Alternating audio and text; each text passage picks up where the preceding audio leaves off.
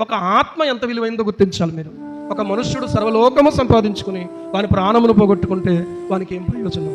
అర్థమవుతుంది? ఆత్మ విలువైందా? లోకంలో ఉన్న సంపదలు విలువైనయా? ఆత్మ విలువైందా? సంపదలు విలువైనయా? సన్నిధి విలువైందా? సంపద విలువైందా?